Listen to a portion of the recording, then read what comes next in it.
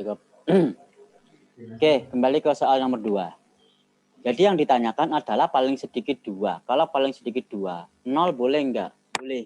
Artinya 0, tidak ada yang rusak. 1 boleh. 2 boleh. Paling sedikit 2 kan? Oh, salah apa jawab bersalah? Paling sedikit 2. Berarti 2, 3, 4, 5. 6 kan enggak ada, cuma 5 tok kan? Iya.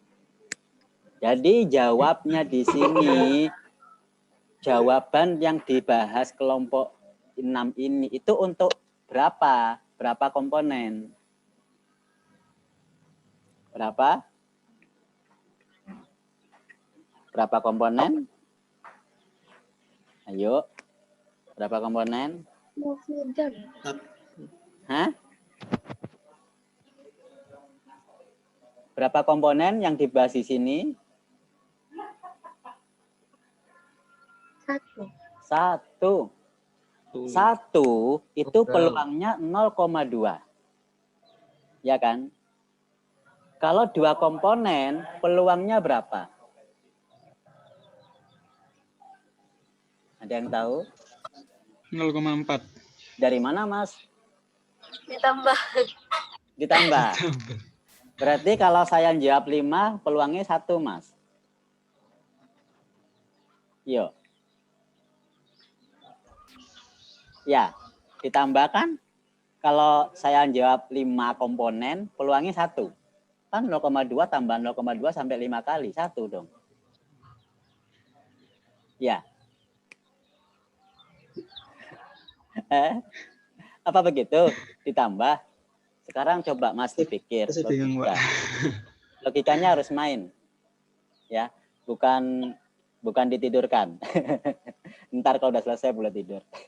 Logikanya mainkan. 1 komponen rusak peluangnya 0,2. 2 komponen rusak. 3 komponen rusak. 5 komponen rusak. Artinya rusak semua.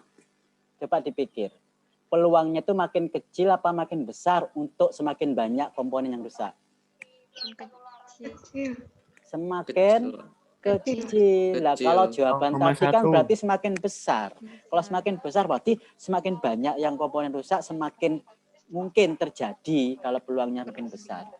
Padahal harusnya sebaliknya. Berarti harus bagaimana jawabnya?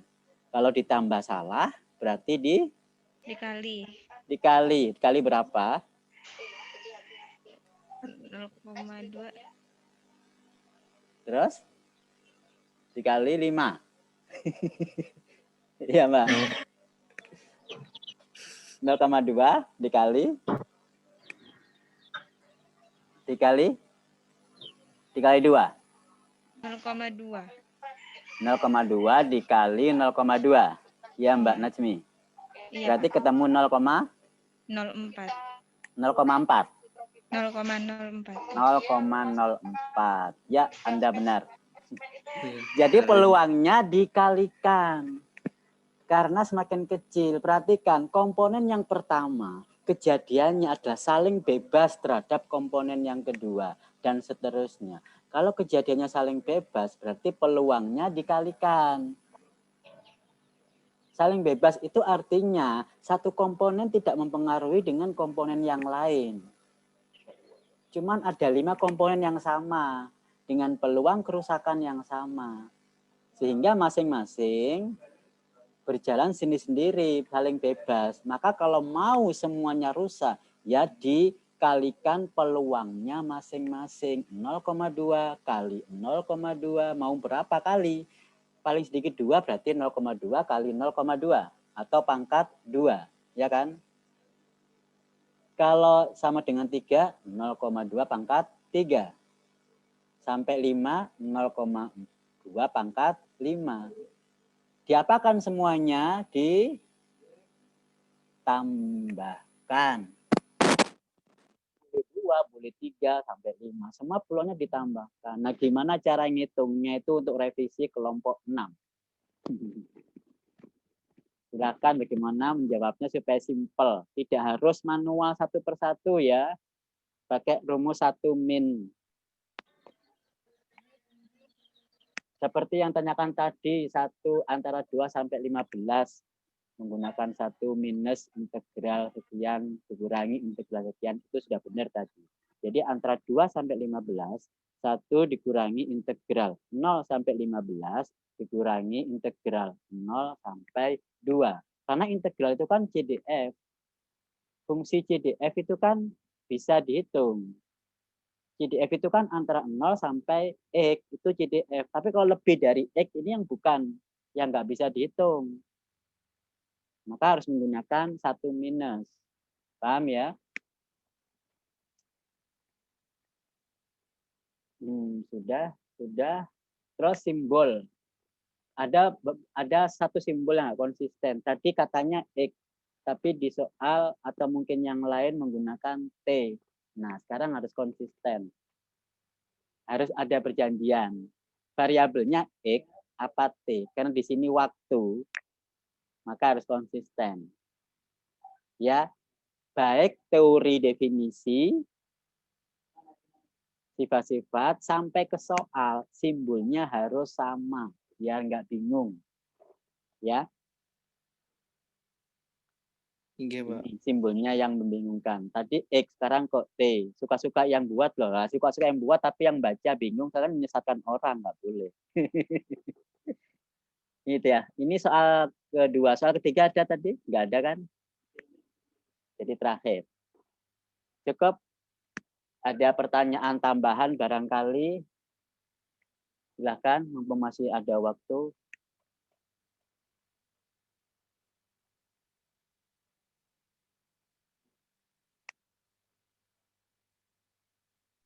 Pak, boleh tanya, Pak? Ya, silakan. Maksud dari sifat dari distribusi eksponensial kan katanya tanpa memori, itu maksudnya apa ya, Pak? Tanpa memori itu gimana, Pak? Bingung soalnya. Tanpa memori. Memang ada yang mengatakan gitu sehingga kita bingung maksudnya apa. Ya, tanpa memori kan artinya tanpa riwayat yang disimpan. Ya, tanpa riwayat yang disimpan. Kita perhatikan. Di sini kejadiannya sukses cuma sekali. Ya kan? Kejadian sukses cuma sekali. Kalau sudah sukses ya sudah berhenti. Waktu geometri, kita mengulang-ulang terus sampai lulus. Lulus selesai berhenti. Nah, kalau binomial biasa, kita lulus, ngulang lagi, gagal, ngulang lagi, lulus. Berapa lulusnya itu namanya memori yang tersimpan. Ya. Nah, kalau yang geometri maupun eksponensial kan sukses cuma sekali. Apa yang diingat? Lawang sebelumnya pasti gagal, suksesnya terakhir. Apa yang diingat? Tidak perlu diingat, kan? Tidak ada memori yang perlu diingat dan disimpan karena sukses cuma sekali terakhir. Berarti sebelum terakhir ya udah itu yang gagal. Paham ya? Tapi ingat kata-kata sukses belum tentu positif. Yang di soal tadi nomor 2 sukses itu berarti rusak. Yang gagal dikatakan sukses, rusak. Berarti sukses, gagal itu dalam tanda petik tergantung soal kontekstual. Paham ya, Mas Hendra? Mungkin yang lain? Iya, Pak, paham, Pak. Ada yang lain?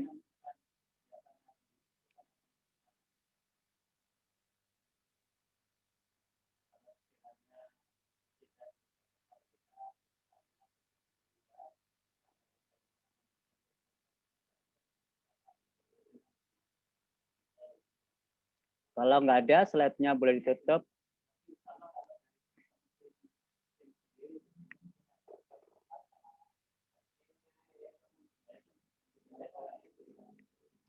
Ini masih ada waktu nggak?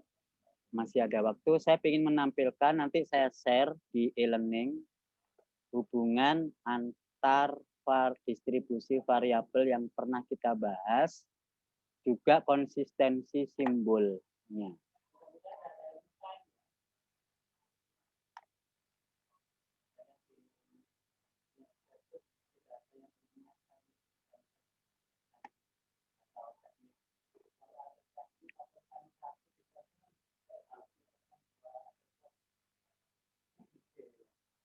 Bisa dilihat ya.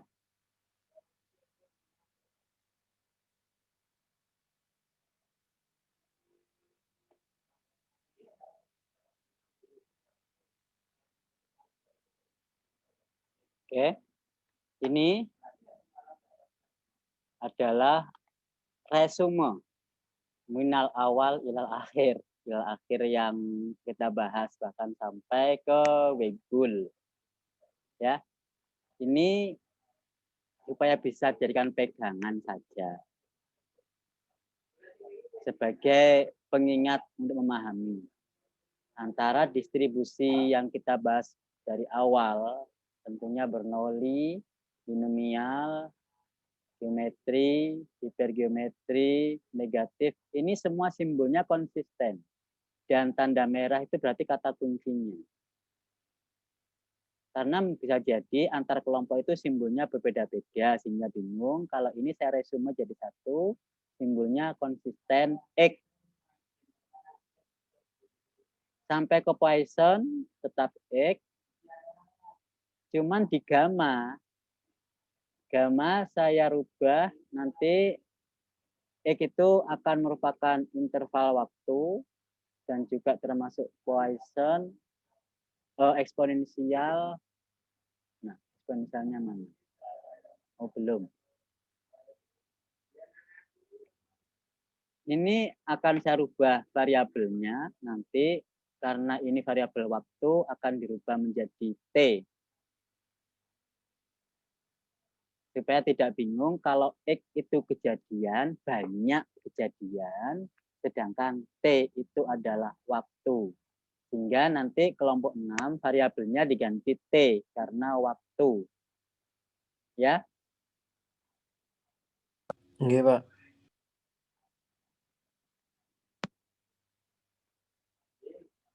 Nanti akan saya share di e-learning selengkapnya. Sebelum UTS tentunya. Cukup, ada yang tanyakan? Kalau tidak ada, mungkin bisa kita akhiri. Minggu depan, saya belum tahu UTS-nya itu kapan. Kita sepakati aja. Kita ikuti jadwal UTS, atau kalau ikuti jadwal UTS berarti kita harus sesuai dengan jadwal UTS. Atau kita selesaikan diskusinya sampai minggu depan. Minggu depan diskusi, baru minggu depan lagi barangkali UTS. Itu gimana? Karena sesuai dengan jadwal, biasanya minggu depan jadwal UTS.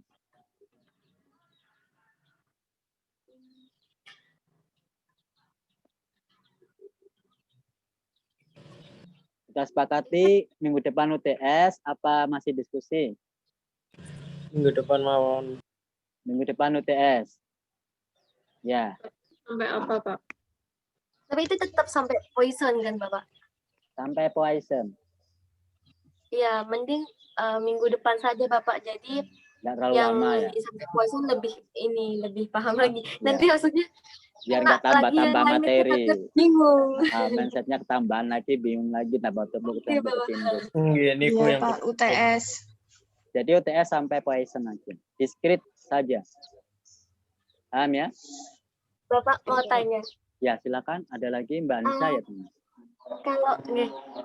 Kalau mau cari multinomial itu di Excel nggak bisa ya, Bapak? Saya coba kemarin cari itu nggak nemu. Multinomial ya. Adanya memang hanya binomial ya. Hanya binomial. Nah, sekarang bagaimana supaya menjadi multinomial? Multinomial itu merupakan gabungan beberapa binomial, Mbak. Gabungan beberapa binomial, jadi binomial yang digabung dengan bersama binomial, dalam misalnya digabung itu dikalikan, Mbak, karena peluangnya itu peluang antar peluang kalau digabung itu dikalikan. Nah, sekarang sama coba. Multinomial itu adalah gabungan beberapa binomial. Artinya dikalikan. Bisa dipahami, Mbak? Bisa dicoba. Kalau ada 4 berarti 22 gitu. Binomial AB 34 kemudian dikalikan. Memang tidak ada spesifik. Untuk sebagaimana geometri itu tidak ada karena geometri itu kasus dari negatif binomial. Negatif binomial dengan bisa dipakai. Jadi yang kalau kasus khusus itu fungsi di Excel tidak disendirikan, ikut sebelumnya. Kasus tinggal mengganti sedikit, tinggal mengganti negatif binomial yang n sama dengan x sama dengan 1, ya udah itu menjadi geometri. Jadi kasus ini yang dipakai. Oke, ada lagi? Kalau nggak ada, ingat pesan minggu depan UTS, belajar memahami soal plus jawabannya, belajar mencari solusi nilai peluang menggunakan Excel, jadi nggak manual, biar waktunya lebih cepat. Kalau nggak bisa, bagi cari belajar pada yang bisa. Panduan banyak, fungsi-fungsi di Excel hanya sampai Poisson. Dari binomial sampai Poisson. Ingat soal saya, tidak ada kata-kata berdistribusi ini, tidak ada. Satu soal bisa beberapa distribusi, tergantung yang ditanyakan. Dan ingat soal antara mahasiswa acak, tidak ada yang sama. Dalam waktu yang sama, Zoom saya pantau langsung, dikerjakan di e-learning, dan Zoom saya pantau mengerjakannya melalui e-learning. Jadi saya bisa melihat sampean atau siapa yang mengerjakan ujian itu. Jangan-jangan masuknya pakai login sampean, tapi yang mengerjakan pacarnya. Wah, ini nggak boleh. Dari Zoom saya bisa melihat sedang mengerjakan apa di e-learning, proses bisa saya lihat di e-learning, aktivitas sampean bisa saya lihat di Zoom. Begitu ya. Ada lagi yang ditanyakan? Oke, kalau nggak ada, selamat belajar untuk persiapan minggu depan UTS. Harus dapatkan nilai baik karena UTS proporsinya lumayan besar. 35% ya. 35%. Kalau banyak yang tidak lulus, dalam arti lebih 50% tidak lulus UTS, kita bisa remedi. Tetapi kalau hanya sedikit yang nggak lulus, kurang dari 50%, kita lanjut, tidak ada remedi. Berarti supaya ada remedi, kalau kompak satu kelas nggak lulus, kita remedi. Oke, begitu. Kita akhiri kuliah siang hari ini. Mudah-mudahan apa yang kita bahas tadi membuat kita menjadi lebih paham, mendapat tambahan ilmu dan wawasan. Yang jelas, minggu depan kita bisa masih memahami dan bisa mengerjakan UTS dengan baik. Alhamdulillahalamin. Sekian. Assalamualaikum warahmatullahi wabarakatuh.